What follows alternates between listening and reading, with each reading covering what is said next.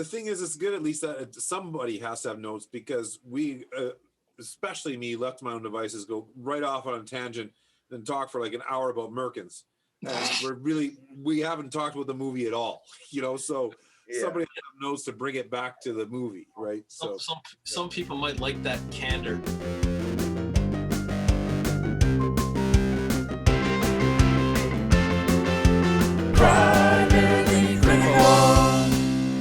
Hello, everyone, and welcome to Primarily Critical of Movies and After Party. This would be it. Oh boy, I know my lines. If you have not seen this film, we suggest that you do so before listening any further. Because we have spoilers, trivia, and opinions like crazy, and we cannot wait to share them. Good, bad, weird, or gross. We will pass judgment on them all. Today, I love what you got, because not what you might have. Love what you got, not what you might have. My name is Steve. I'm here with Phil and John. Today we're covering the Hollers. Holla. The Hollers. Holla. Yeah. Holla back, girl. It's a family. Oh, it's something else entirely. It's a family. This is a Krasinski jam. Yeah. And John picked it. I did. Yeah, John picked it. Did you know it was a Krasinski jam? I did not know that. No, I did not know that. I just I'd seen this quite some time ago, and I thought it was a fun movie. It was one of those fun movies, right? So every once in a while, I thought, let's it was worth a rewatch, because I felt like watching something fun. Okay, so you saw this before, and it definitely it's more so a comedy, more of a comedy than I thought it would be. From the trailer, I thought it was going to be more serious. So I could see that. Yeah, I mean they covered serious content, but not in a serious way. No, it was still real enough. Like, it was still anchored enough in reality that I liked it. And what a different movie from A Quiet Place that Krasinski directed more recently. A comedy, and now he's got a horror movie on his resume. He's good, man. Versatile. And he acts in his movies too, right? He's the main. He's one of the sons. There's the two siblings, the brothers. Yeah. We don't know which one's older, do we? The dumb dickwad dummy is older. Ron.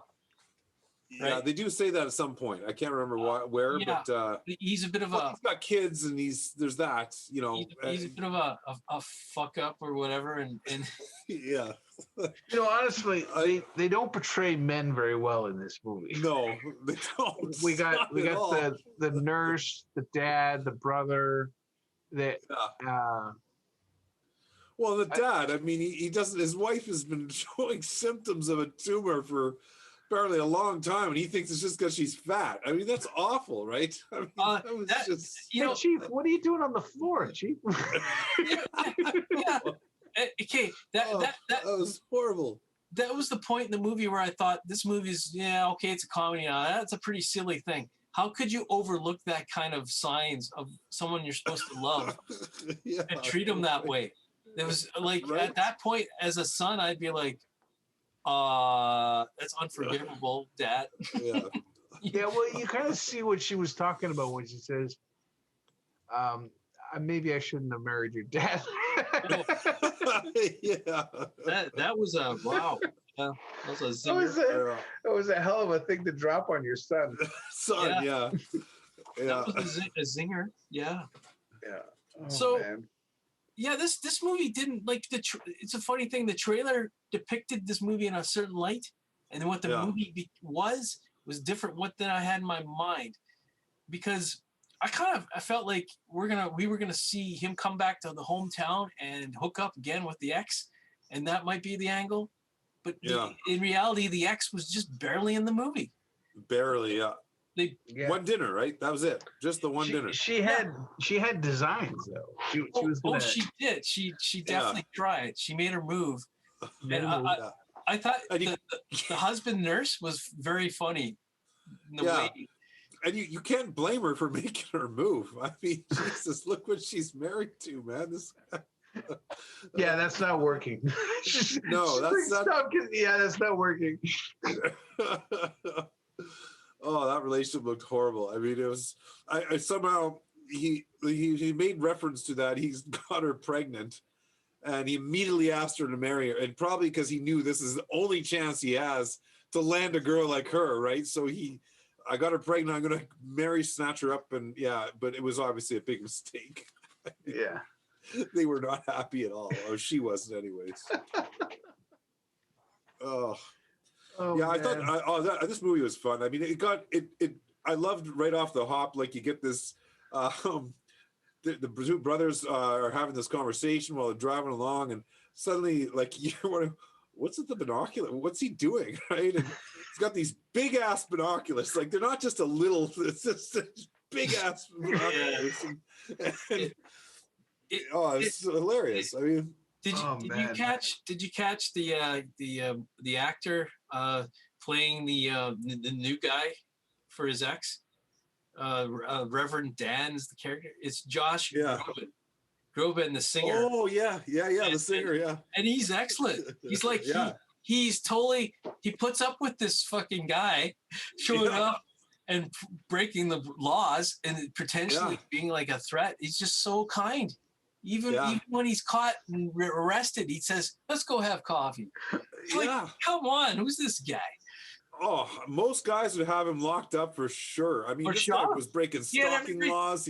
He's breaking into the house. He's kidnapping the kids. I mean, this is America after all. He could have shot his ass. He like crept into the window with the daughters. He slept in the room. Yeah, it's really messed up. And there's a lot of jokes in this movie that are just really extreme. Like the brother is asking the doctor which martial art he knows. And these are all man. What was the brother's name? That was Ron, right? Yeah, Ron Holler. What's his name? What are they saying? Charlton? Copley? Yeah. Copley, yeah. I thought he did amazing. I mean, he played that dumbass to a T. Like he did really well. He did really well. Do you recognize him? He's from I think he's South African actor, and he was in District 13. Like he's been. Oh yeah, District 9 too, right? How did he end up in? Yeah, how did he end up in this comedy? Which was neat to see him. Yeah. I think I noticed his accent was not 100% American at times. Really? I did not recognize him at all. I love District 9. Yeah.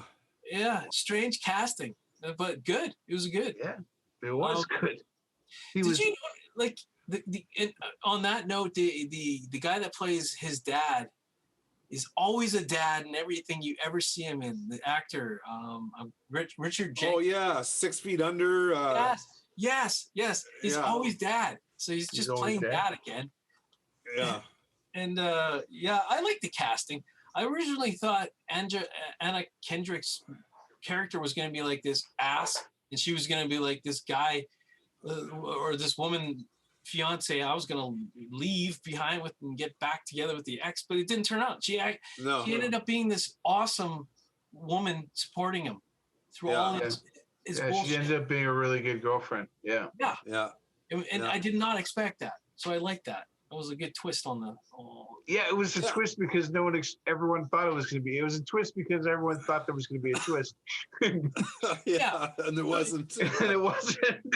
I think this movie took your conventional romantic movie and twisted things a bit and spun it around. Because that guy, wow, man, you're not going to propose to this woman. She's amazing. Yeah. And he finally does, right? Yes. Yeah, he finally gets off his ass. Realizes that he doesn't want to be like his brother.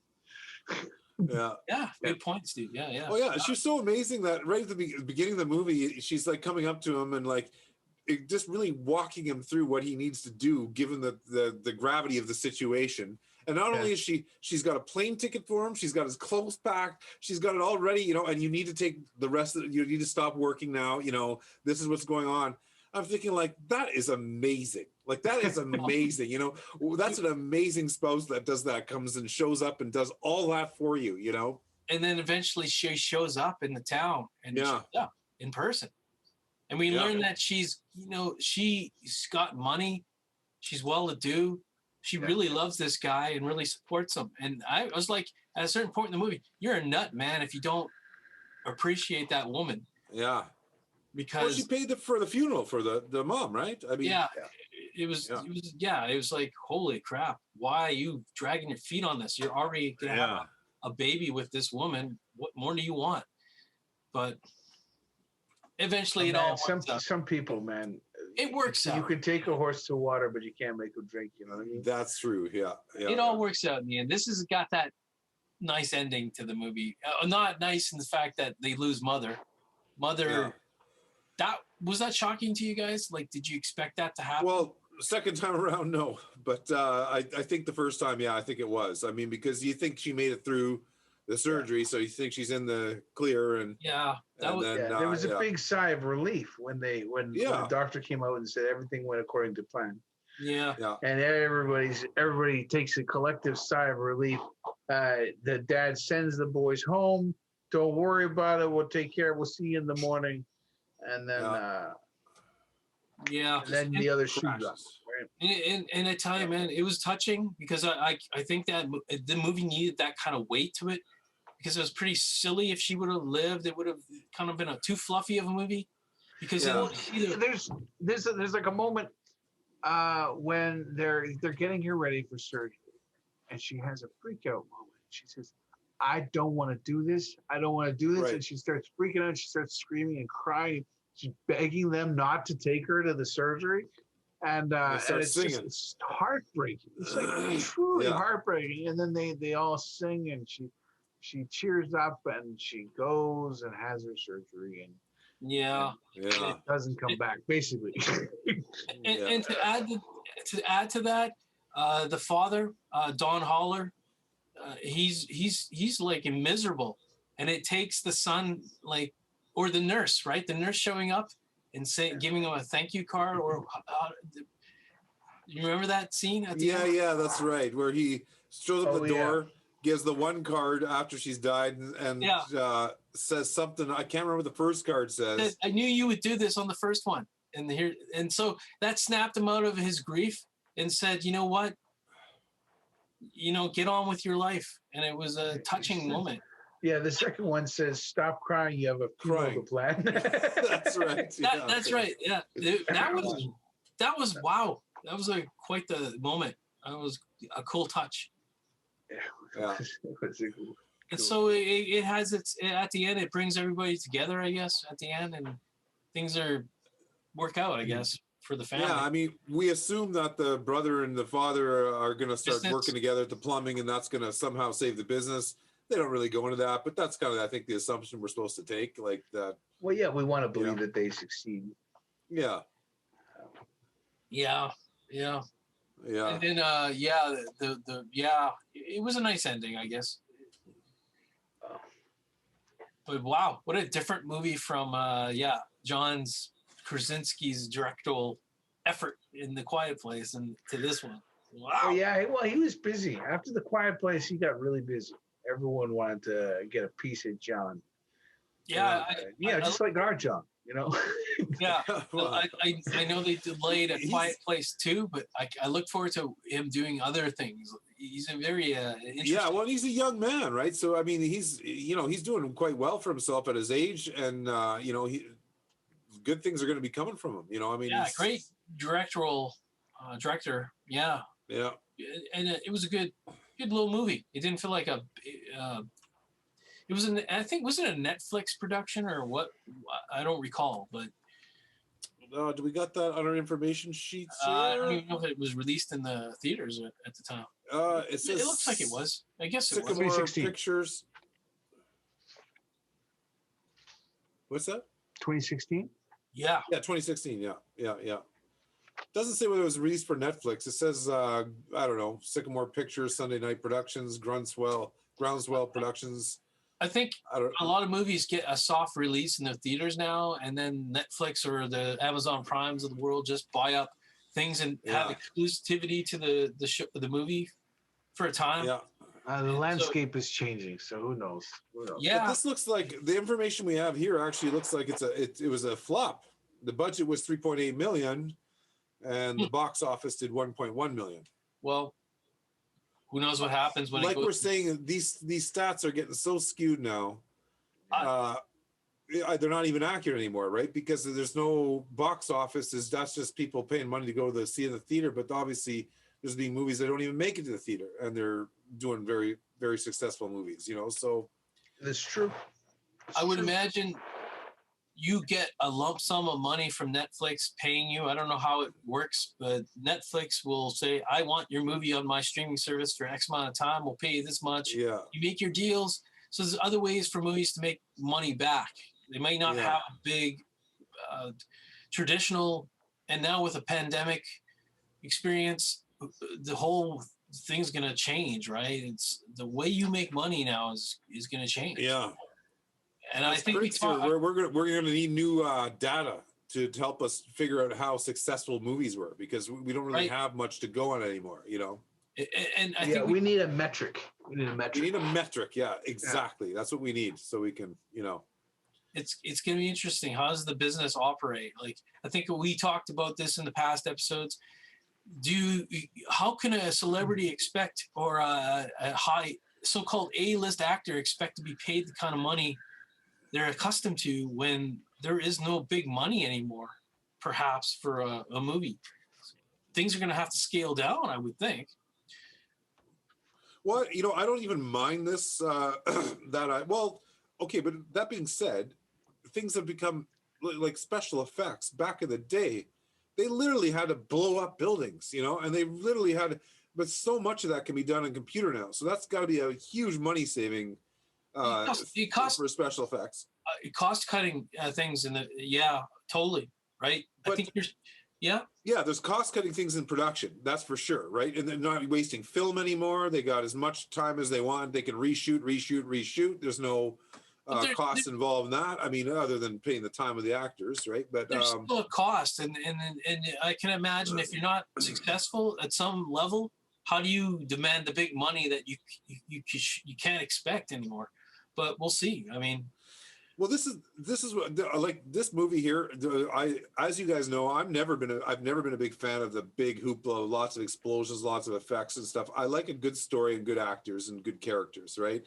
Yeah. And I this kind of flips the bill for that. I mean, it's like, is that the right flips the bill? Fills the bill? Fits the bill? Fits the bill? I don't know what. For you. But on the flip side of this, John and Steve, I would never think to go see this movie in the theater. This is the streaming movie I want to see. Probably, it's on Netflix, and that's comfortable. I don't want to spend more effort than that, but I will spend the effort to go see the next big superhero movie or whatever, spectacular or Bond movie or what have you. That's meant for the big screen, and so. It's a strange world now that we can't do that in a pandemic, but we will soon enough. And I'm itching for that. Yeah. I want to get back to seeing a movie as it was intended to be.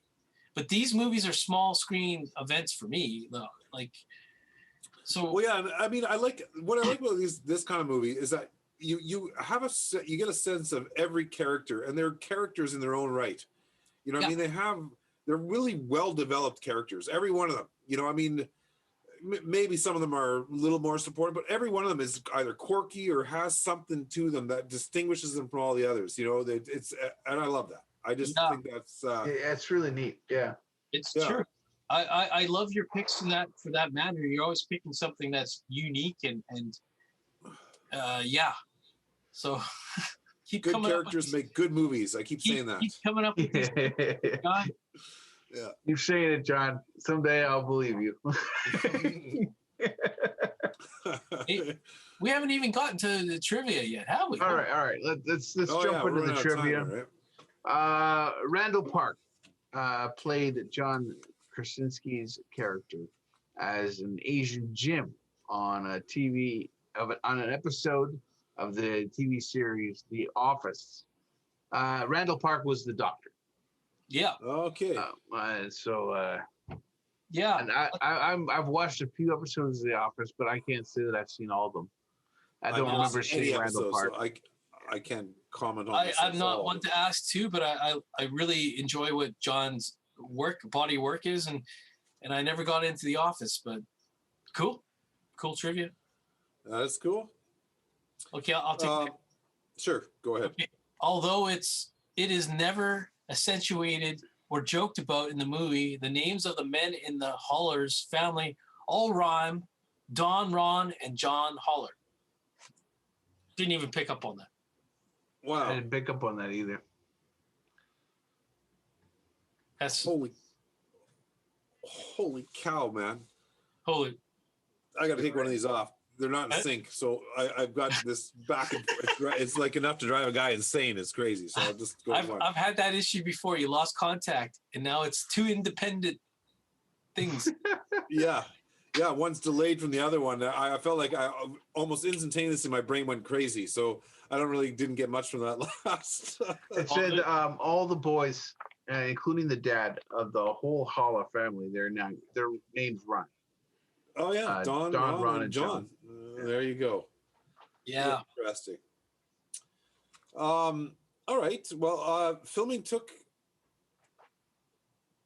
I think it says place, right? But that word's missing. That filming took place in various parts of Mississippi, including Jackson and a small town south of Jackson called Brookhaven. Filming locations in Brookhaven included the historic downtown area and the hospital. Right? I see. So we got a little idea of what a little bit of Brookhaven looks like, I guess. Yeah. I don't know if that get a touch of Mississippi. Yeah. really matters to the movie, but hey, cool. Yeah.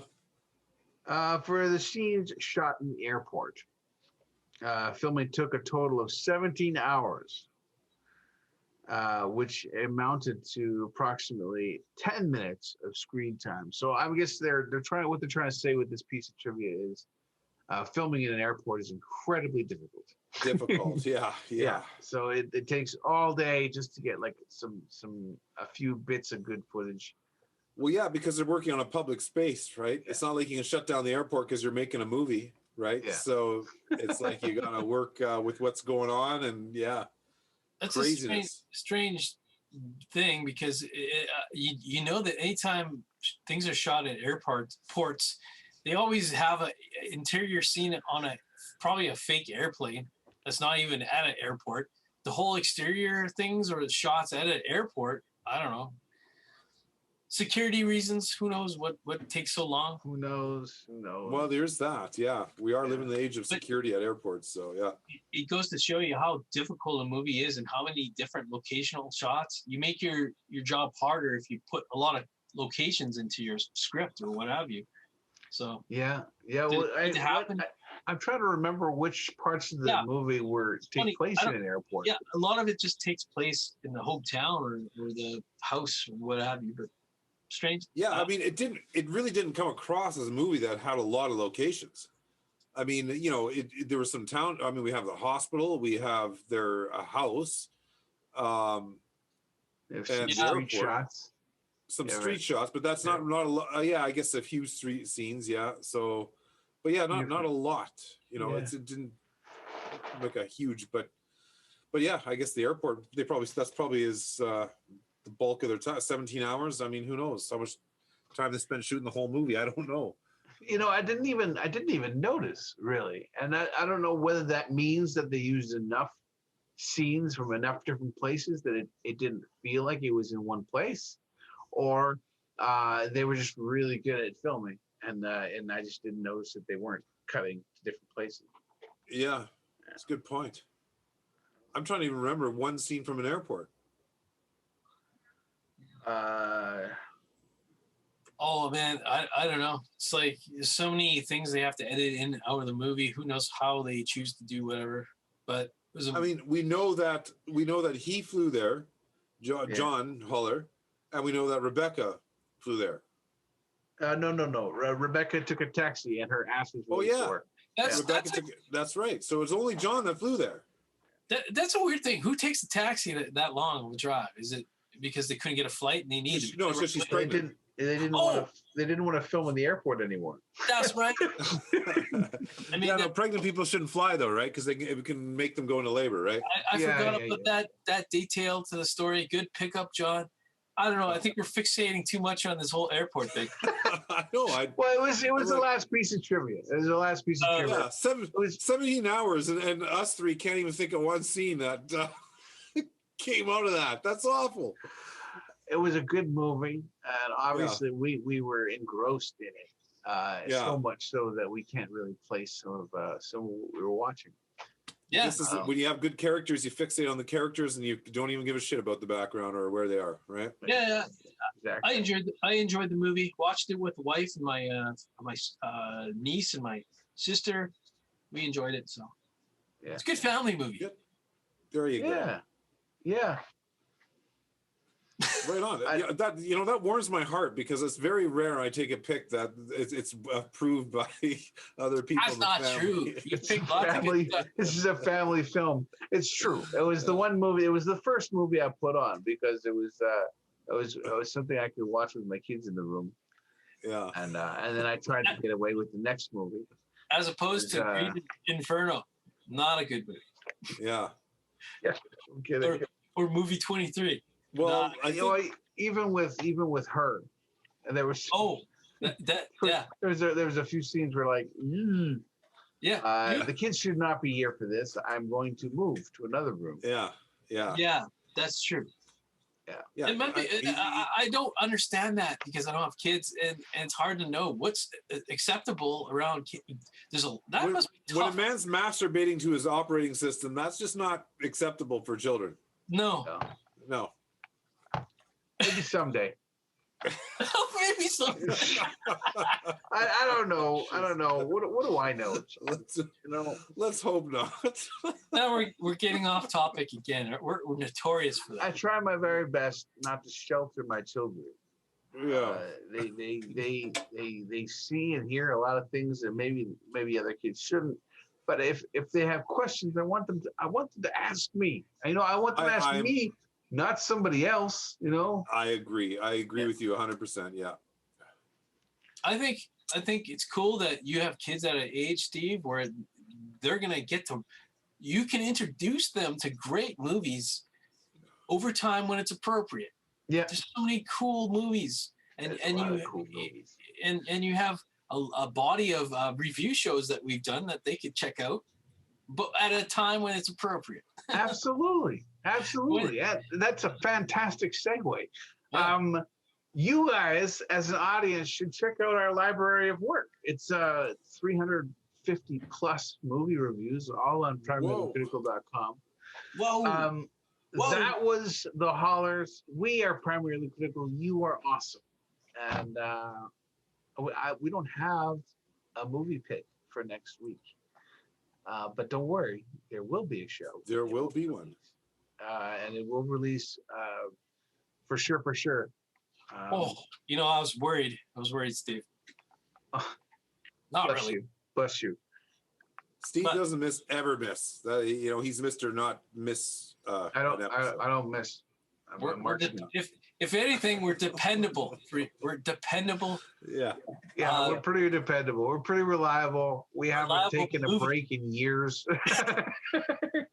We've been sitting at these computers for years. This is all we do. This is our whole life. We're like those kids in the machines.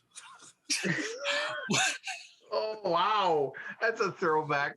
Holy heck, yeah. You just pull out a random one. Is that for the movie ABCs of Death or something? I think so, yeah. Or movie 43, one of the two. Yeah, I think it was ABCs, movie 43. Though.